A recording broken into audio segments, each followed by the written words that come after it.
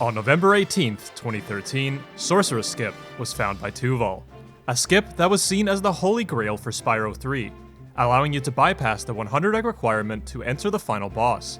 When it was first found, it sparked a gold rush within the community, and several players were attempting to set a new world record with the skip. The record before the skip was discovered was a 59:36 by Saboom, but after the skip was found, I guess you could say that the speedrunners broke the game in half, as the record was below the 30-minute mark by August of 2014, when the runner Grant Chill would set a 29:02, where the record would remain for the rest of that year. There was definitely room for improvement, and a new player would begin to contend for the record in Spyro 3 any%, and his name is Jeremy Thompson. Jeremy would lower the record throughout 2015, breaking the 29 and 28-minute barrier. Grant Chill would take the record back in October of 2015, but when Jeremy got it back himself the next month, he would never let go, and Jeremy has been the world record holder for the category ever since, occupying first place for over 6 years. But Jeremy doesn't just care about the record, he wanted to achieve perfection, and so he set out to lower his time until he got a run that was worthy of that title. When Jeremy set the first ever sub 25-minute time in July 2016, you would think that was it, the pot of gold at the end of the rainbow. But no, Jeremy wanted to take the record lower, and was starting to approach sub 24. He would achieve a 24:21 in July 2017, and pushing the record below the next minute barrier would prove to be a tall order. In fact, it would take him 1 year and 8 months of on and off playing, but after 20,000 attempts, the 23:58 was here. The run is still standing strong today and is coming up to its 3rd year at the top, and is generally viewed as one of the greatest Spyro records of all time. Today, we're gonna take a look at how Jeremy did it, and how Spyro 3 was completed in under 24 minutes.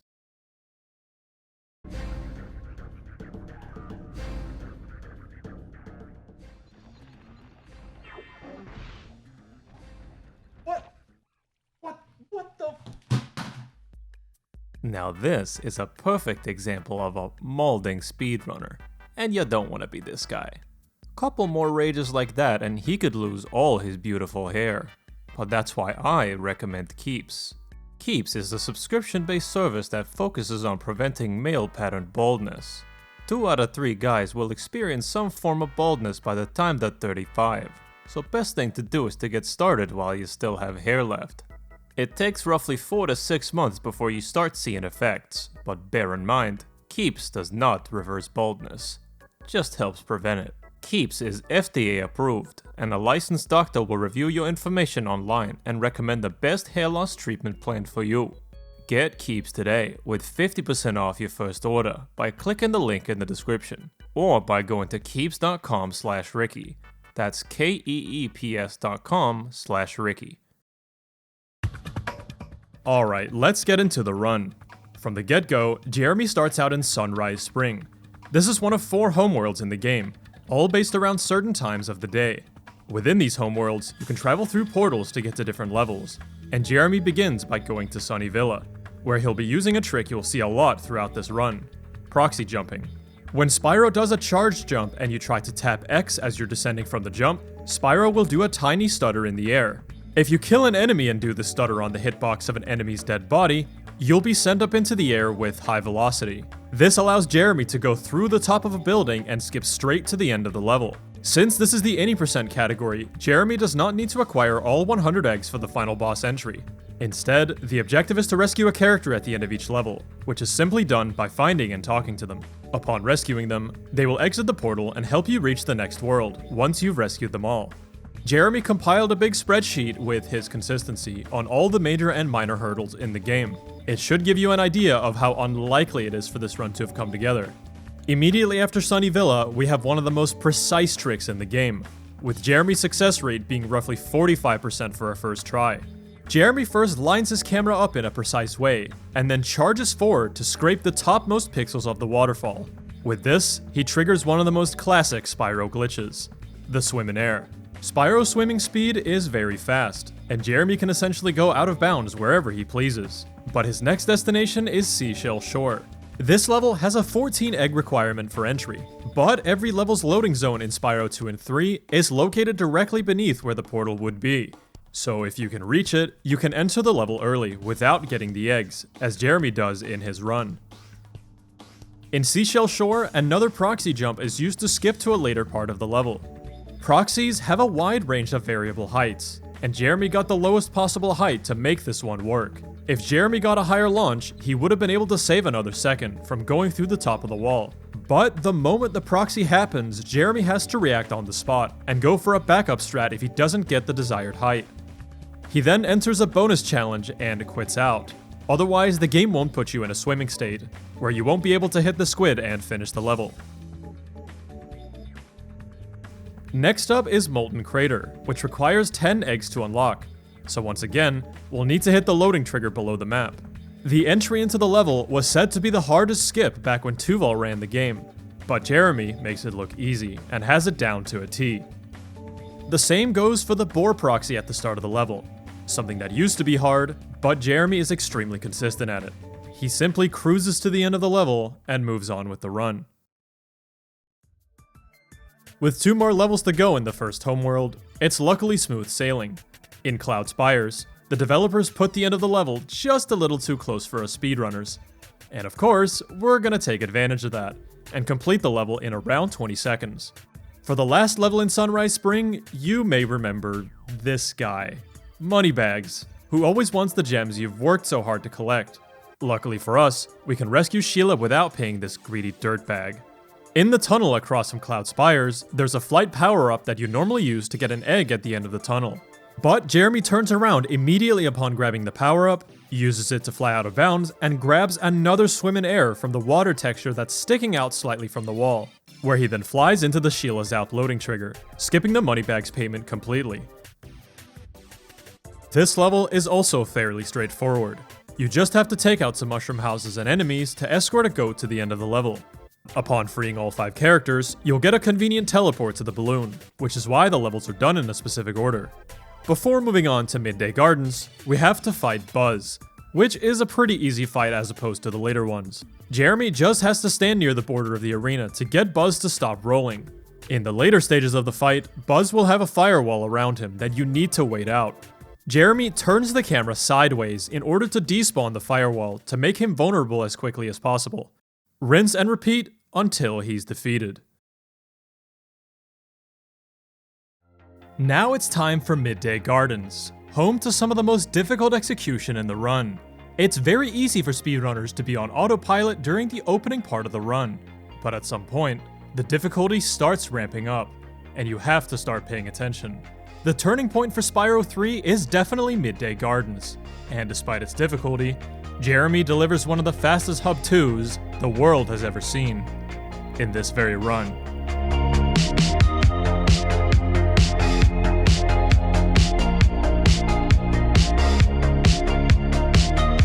Jeremy first needs to head to Sergeant Bird's base, which has a 700 gem requirement for entry.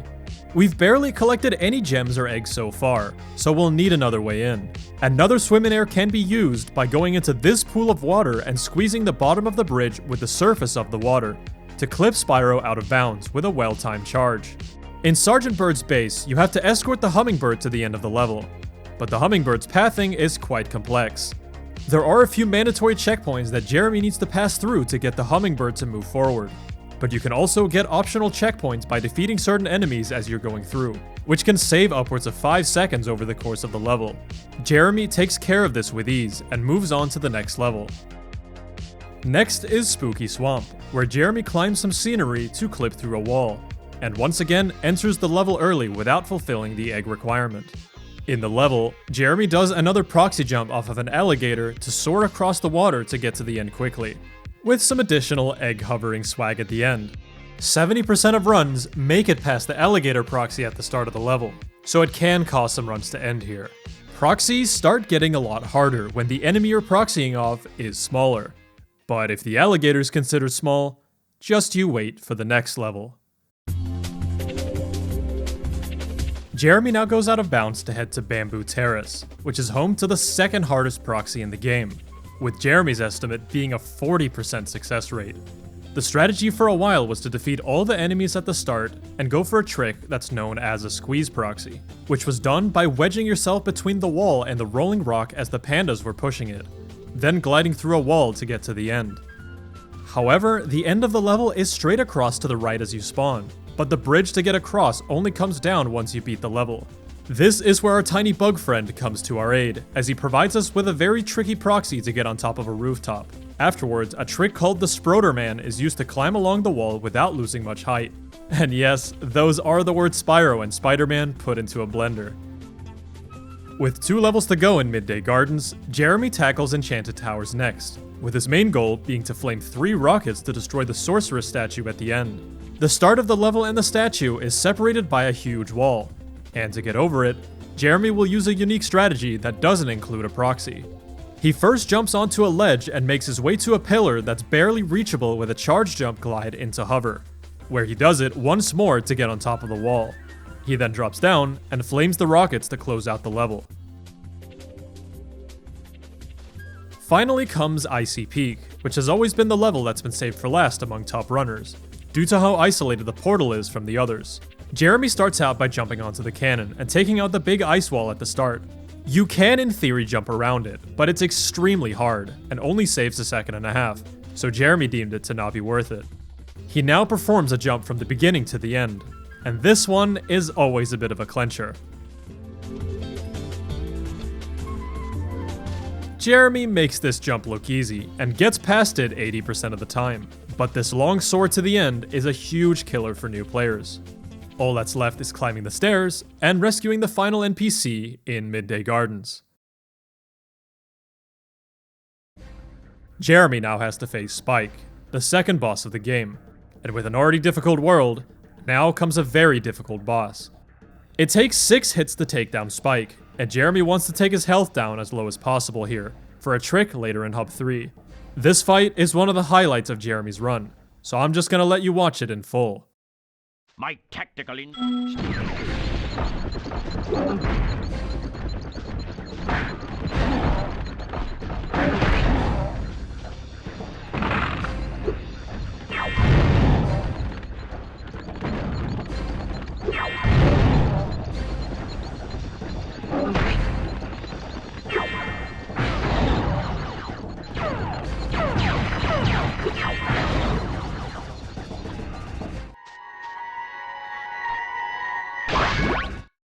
A 25-second fight with all of his health points drained.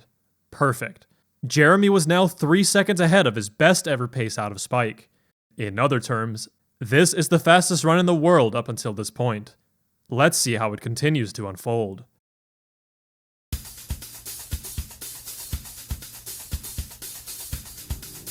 Evening Lake. A calm exterior, yet more brutal levels await behind the curtain. Only a small handful of Jeremy's runs make it to Evening Lake, and while he's had some good runs to this part, none are as fast as this one, so the nerves slowly start to settle in. The first level, Bentley's Outpost, luckily isn't too bad. To get into the level, Jeremy gets Spyro on top of a ladder, and initiates a glide to get out of bounds. The wall collision Jeremy flies through has a weird quirk.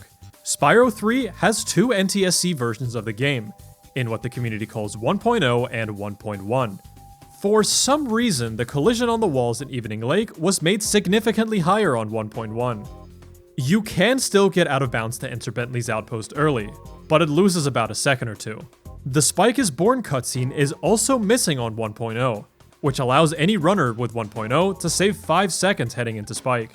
1.1 does gain back a few seconds in a handful of spots, but overall, 1.0 saves around 6 seconds over the course of the run, so that's the version Jeremy used to get this run. The out of bounds into Bentley's Outpost also means that not a single gem is given to this Mr. Monopoly looking headass, so that's always great, isn't it? In Bentley's Outpost, Jeremy makes sure to load the seals onto the screen at the right time, to initiate their cycle of throwing their snowballs, so when he gets near them, he can reflect them back without wasting any time. Afterwards, you're supposed to reflect a snowball to hit the gong, but it's easily reachable from the ground. The rest of the level is just pushing some blocks, to create a path to escort Bentley's brother to the end. Simple stuff. Frozen Altars is more of what we've already seen. with the developers putting the end of the level conveniently right at the start. A proxy off a mammoth allows Jeremy to get to the other side of the temple. As a side note, Jeremy got the lower proxy height in this run. If you get additional height, you can go through a hole on the right side of the temple to save a couple of extra seconds. Oh, and thank God we don't have to do any boxing in this run. I could almost make a separate video talking about how bad this minigame is for speedrunning. Moving on though. Using the same out of bounds as before, we now enter Fireworks Factory, home to the hardest trick in the game, the Firefly Proxy. A trick so impactful the second fastest option is 35 seconds slower. And yes, that does mean running all the way around the level the normal way. Jeremy actually misses the Firefly Proxy in this run, so instead of going all the way around, it's faster to die to get the Firefly to respawn for another attempt, which he hits on his second try. This is the only major mistake Jeremy made in this run, but it's no surprise as he estimates a first try to be a 35% chance of success.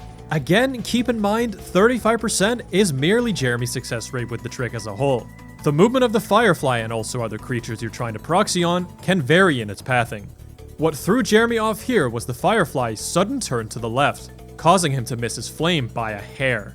Despite the death, the run was still well alive, as Jeremy heads to Lost Fleet, where he uses 2 piggybacking enemies to give him a little boost. Hey, I've seen this before. Now that's 2 PlayStation classics with a piggyback boost. Technically, this trick doesn't accomplish all that much, since we left Crazy Ed behind, who we have to escort to the end. But by running through the ship and getting the checkpoint right before the end, then dying, Crazy Ed will respawn corresponding to the checkpoint you're on. This is why Jeremy wanted to take damage during the spike fight, so he could avoid bouncing on the goop to die quicker. But the death in Fireworks Factory set him back to full health. After respawning for the death warp, Jeremy has to shoot a hole in the ship with the cannon, where he does a small shortcut by using the tip to make it across. After completing the level, Jeremy doesn't quit out right away as usual. He heads back to the goop to trigger the zombie glitch. Essentially, by pausing right before Spyro is about to die from the goop, you can quit out of the level, making the game think he's dead when he's really not. This is a frame-perfect pause, and if you pause early, there's no super easy way to advance the game 1 frame forward. Just a good gut feeling and timing, making this trick a rough 70% chance of success.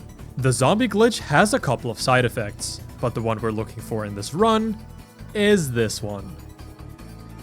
Yup, you can carry the swimming state through the surface of the water, which is how Jeremy makes his way into Charmed Ridge. Here, you have 3 enemies to attempt the proxy to the end with, making the success rate fairly high. In this run, Jeremy doesn't need any of that, and nails it using the first guy, and gets the best proxy height too. He glides to the end with ease, and finishes off the final level in Evening Lake. Up until this point, every trick that's been labeled with a percentage has more or less been in Jeremy's control. Sure, there's some different pathing the AI can take for the proxies, and the spike fight had a bit of luck involved. But all of that pales in comparison to what's next. Now it's time for Scorch.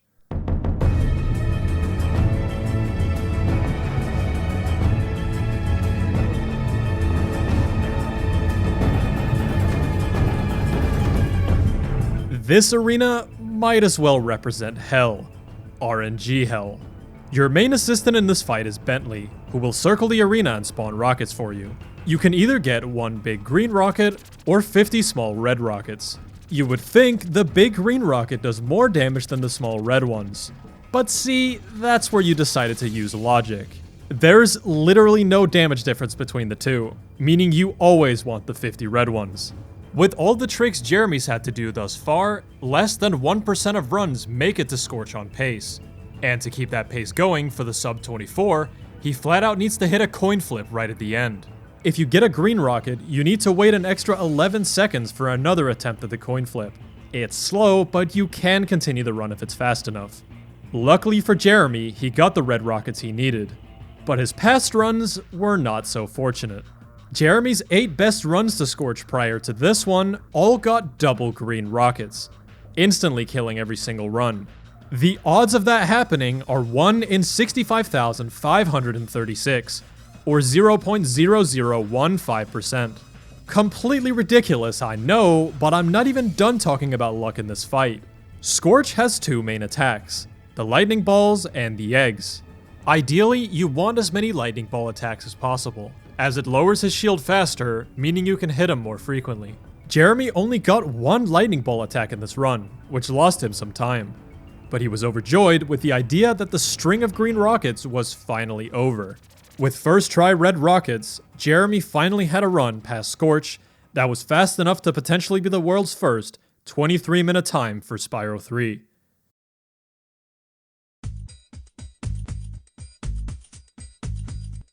We've now come full circle, back to where this video started, with Sorceress Skip being the next goal for Jeremy. You've previously seen how most loading zones in the game are directly stored beneath the inactive portals, which allows for early entries.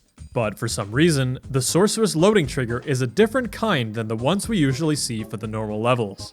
This time, the loading trigger is where it should be, but is way larger than what's visible, and extends far above the door itself. It is reachable if you can get Spyro onto the castle walls, then jumping into it, as TwoVol did when he discovered it in late 2013. But how exactly does Jeremy get Spyro onto the rooftop? Well, here's how.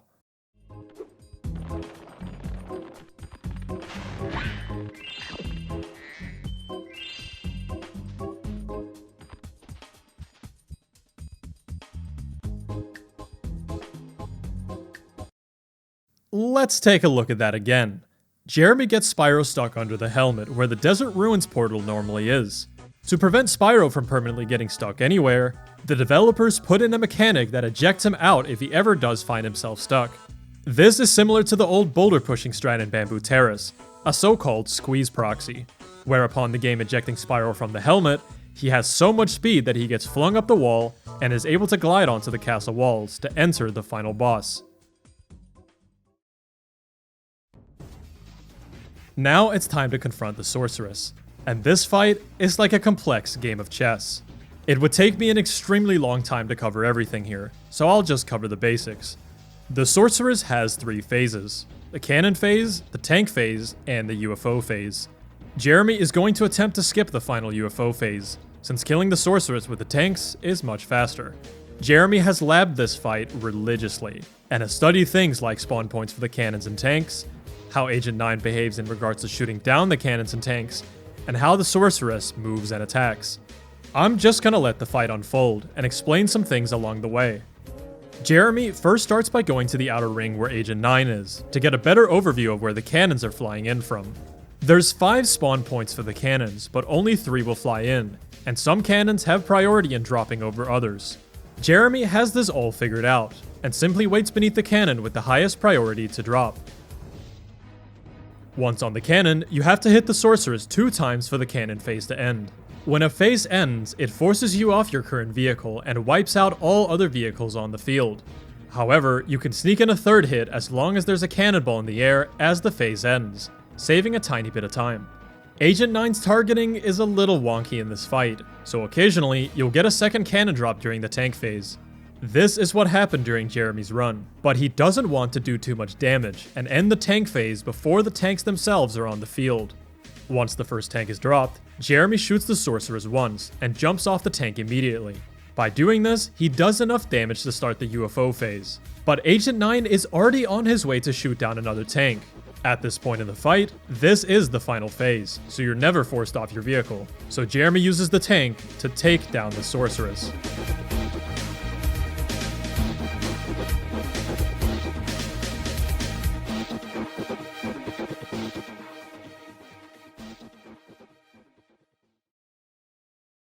For how complex this fight can be, Jeremy actually had one of the most simple scenarios.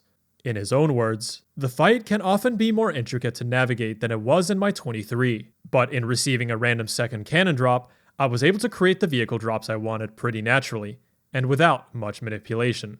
And that concludes Jeremy Thompson's Spyro 3 speedrun in 23 minutes and 58 seconds. To this day, no one has managed to get even remotely close, and Jeremy's days at the top will keep on building.